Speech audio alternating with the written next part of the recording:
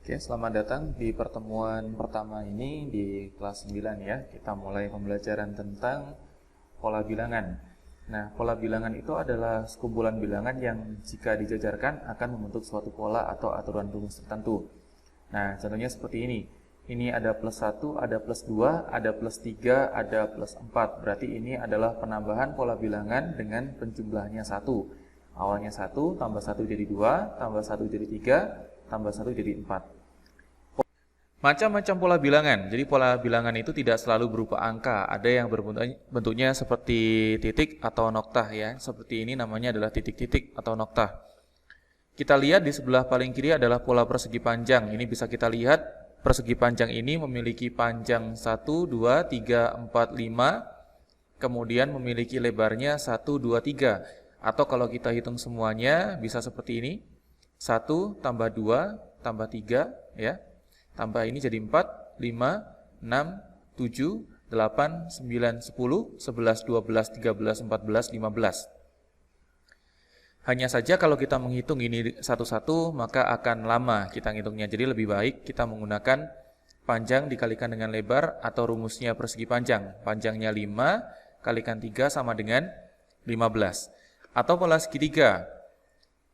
Kita hitung satu-satu, 1, 2, 3, 4, 5, 6, 7, 8, 9, 10, 11, 12, 13, 14, 15. Sedangkan kalau persegi, kita bisa menggunakan rumusnya persegi. Sisi dikalikan dengan sisi, sisinya adalah 5 ya, 1, 2, 3, 4, 5. Ini juga 5, jadi banyaknya adalah 25 atau kalian bisa menghitungnya secara manual. Berikutnya, contoh seperti ini ya, kita dapat menghitung jumlah titik atau noktah dengan melihat pola bilangan atau bilangan sebelumnya. Dari sini kita lihat bahwa sisi ini ya sebanyak 3, ini juga 3, jadi 3 dikalikan 3 sebanyak 9 noktah. Yang sebelah sini sisinya 4 sama 4, 4 kali 4 sama dengan 16, ada 16 noktah. Yang ini juga sama ya, 5 dikalikan 5 sama dengan 25 noktah. Jadi pola bilangan di atas itu merupakan pola bilangan yang persegi, di mana rumusnya adalah sisi dikalikan dengan sisi. Atau kalau misalkan kalian nanti menemukan pola seperti ini, dan kalian tidak mau menggunakan ini atau menggunakan cara yang lain juga bisa, kita lihat bahwa 9 ke 16 itu ditambah sebanyak 7. Sedangkan 16 ke 25 ditambah sebanyak 9, ya, ini ketambah 7, ini ditambah 9, maka ke sini ditambah dengan 11. Jadi yang berikutnya ada 36.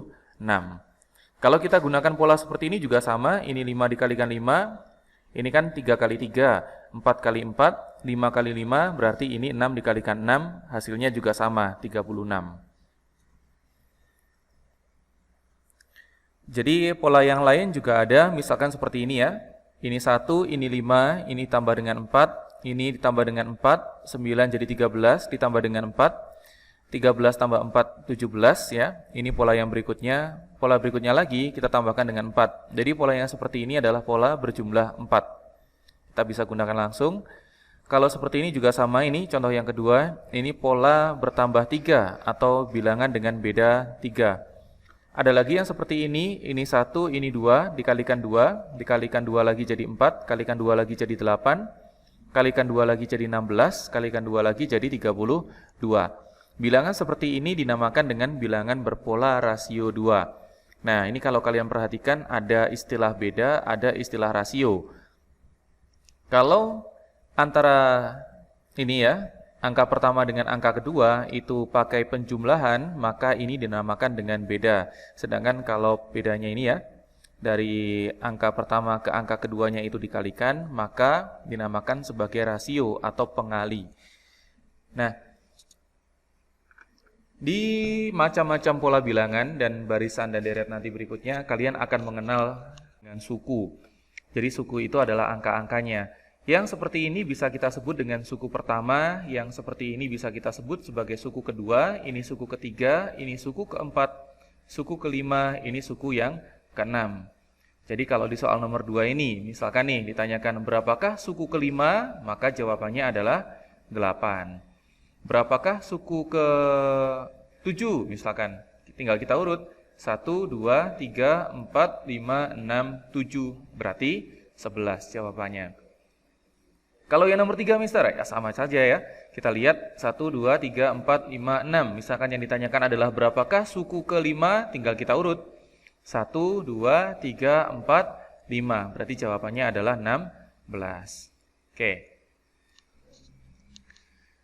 Sifat pola bilangan, jadi bilangan itu ada yang polanya naik ya. Contohnya ini 2, 4, 6, 8. Ada juga bilangan pola turun 32, 16, 8, 4, 2, dan 1. Oh ya, sebelumnya. Di yang slide sebelumnya ini bisa kita lihat ya. Jadi ada yang penjumlahan pakai beda, ada yang perkalian. Nah, yang penjumlahan ini nanti di belakang-belakang kalian akan kenal sebagai deret aritmatika ya. Deret atau barisan aritmatika. Sedangkan yang pakai perkalian itu adalah barisan atau deret geometri. Nanti kita jelaskan lagi di belakang. Nah, nextnya. Oke, ini suku yang tadi Mister sudah jelaskan. Jadi suku adalah bilangan yang terdapat pada barisan atau bilangan pada urutan tertentu. Ini contohnya ada 1, 3, 5, 7, 9. Maka 1 itu adalah suku ke-1, 3 itu adalah suku yang kedua. Berapakah suku kelimanya? Suku kelimanya adalah 9. Ya, bisa dilihat di sebelah kanan ini. U1. 1 yang ada di bawah ini namanya adalah urutan. U itu adalah simbol dari suku. Jadi U1 itu adalah suku ke-1. U2 adalah suku ke-2. U3 adalah suku ke-3. U4 adalah suku ke-4. U5 adalah suku ke-5. Ya, jadi tidak usah bingung. Nah, untuk barisan aritmatika ini ya, jadi barisan aritmatika itu adalah kelompok bilangan yang memiliki beda. Beda itu apa? Beda adalah selisih. Ingat ya, selisihnya nilainya harus selalu sama. Kalau misalkan tidak sama, maka tidak boleh.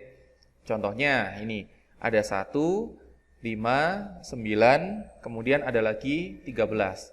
Kalau kita lihat dari 1 ke 5 itu ditambahkan berapa? Ditambah 4. 5 ke 9 ditambah berapa? Tambah 4. 9 ke 13 ditambah berapa? Ditambah juga dengan 4. Berarti seperti ini bisa dikatakan sebagai barisan aritmatika. Ya, karena bedanya selalu sama. Jadi berikutnya berapa? Ya, tinggal kita tebak kan. Pastinya di jumlah 4. 13 ditambah 4 berapa? 17. Berikutnya lagi berapa? Pastinya ditambah lagi dengan 4. 17 ditambah dengan 4 sama dengan 21. Gitu ya. Nah, nanti kalau misalkan kalian ada pertanyaan bisa kita bahas di Google Classroom atau kalian bisa tanya besok ya. Unsur-unsur barisan aritmatika itu ada beberapa. Yang pertama adalah A. A itu adalah bilangan di urutan pertama. Ini kalau kita lihat di yang sebelumnya, nih ya. Bilangan di urutan pertama itu adalah suku ke-1. Jadi U1 ini itu adalah bilangan pertama. Nah, bilangan pertama ini bisa disebut sebagai A, ini ya, bilangan di urutan pertama. Kemudian B, B itu adalah beda atau selisih. Kalau kita lihat di sini, berarti beda atau selisihnya adalah 4, berarti B nilainya 4. Coba kita ulangi. A atau bilangan di urutan pertamanya adalah 1, B adalah bedanya ada 4. Kemudian UN itu adalah suku atau bilangan pada urutan ke N. Berarti UN itu ketika di sini nilainya 1. UN ketika di sini nilainya adalah 5. UN ketika di sini nilainya 9. UN ketika di sini nilainya 13. Oke ya, itu adalah UN atau suku atau bilangan pada urutan ke N. N ini adalah urutannya ya. Nah, ciri-ciri dari barisan aritmatika itu seperti ini ya. 1 memiliki beda yang tetap. 1, 5, 9, 13. Bedanya ini ke sini tambah 4, ini ke sini ditambah 4, ini ke sini juga ditambah dengan 4. Beda atau selisihnya berupa penjumlahan atau pengurangan. Jadi kalau dijumlah terus, kalau dikurang terus. Contohnya seperti ini penjumlahan ya.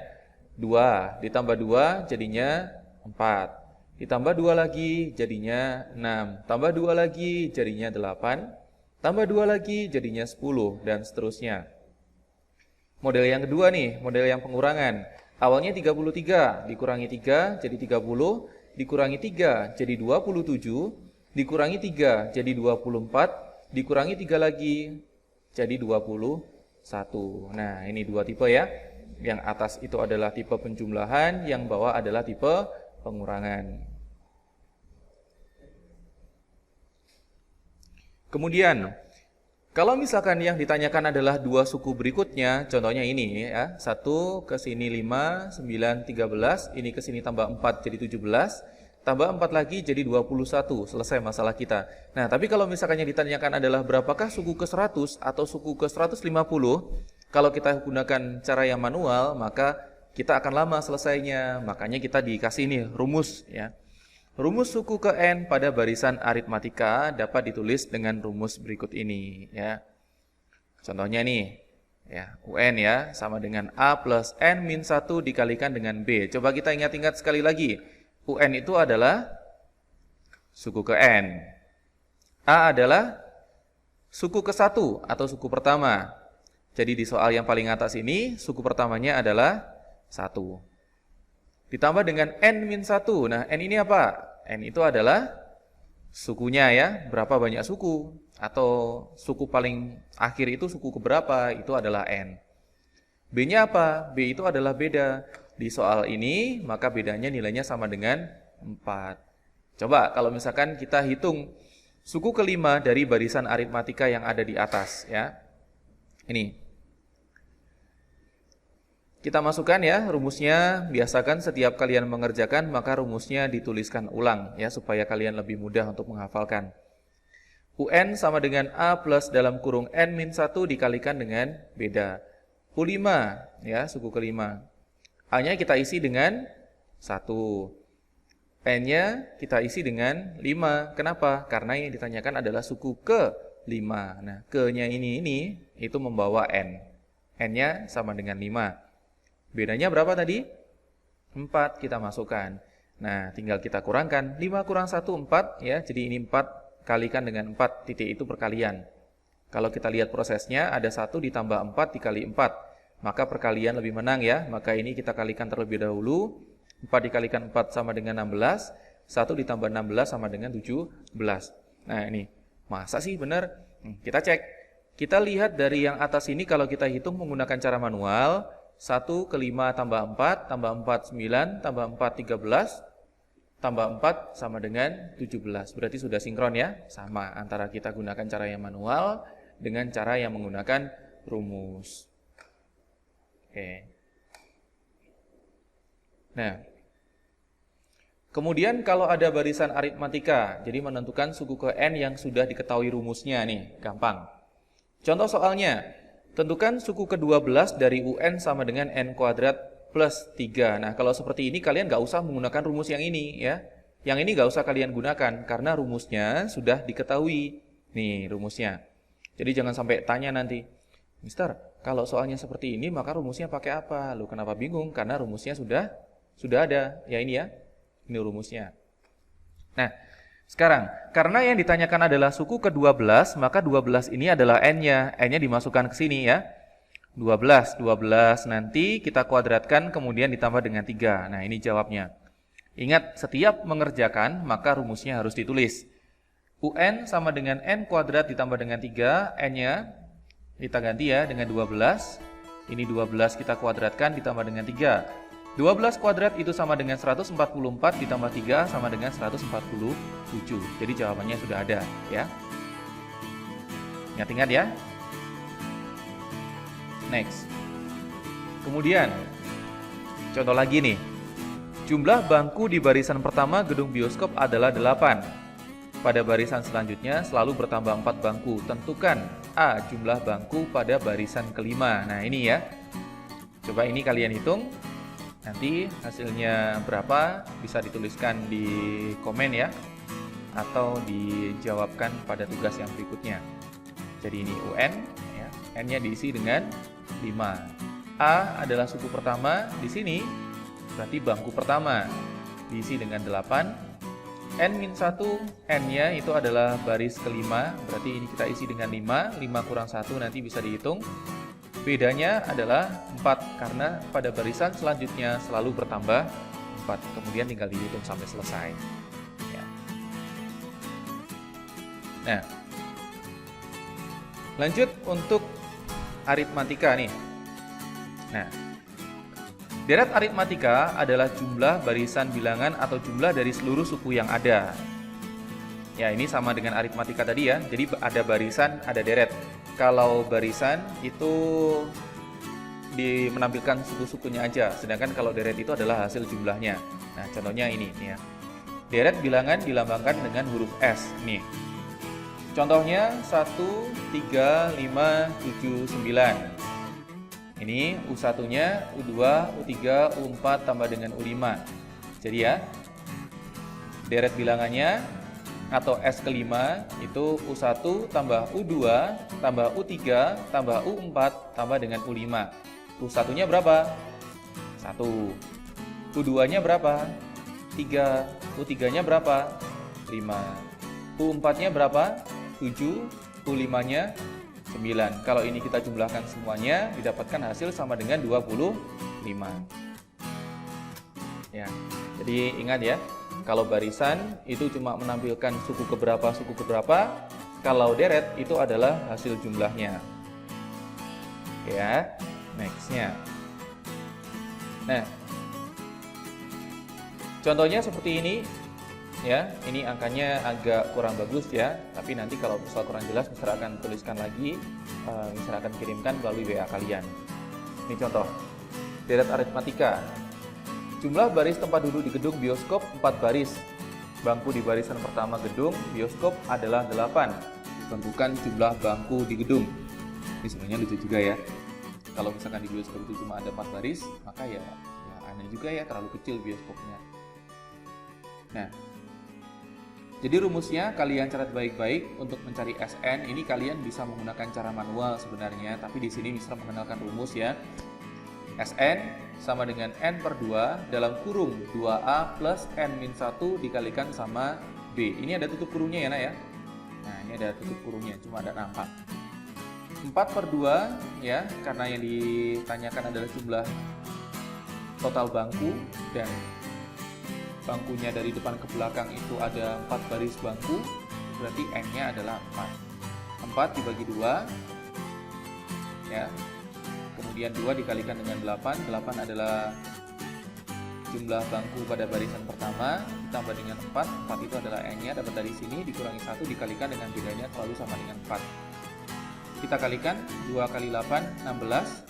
Ini 3 ya, 3 dikalikan 4. Kemudian di depannya ini tadi didapatkan dari 4 dibagi 2. Nah, 2 dalam kurung 16 ditambah dengan 12. Ini totalnya sama dengan 28. Jadi 2 dikalikan 28 adalah 50.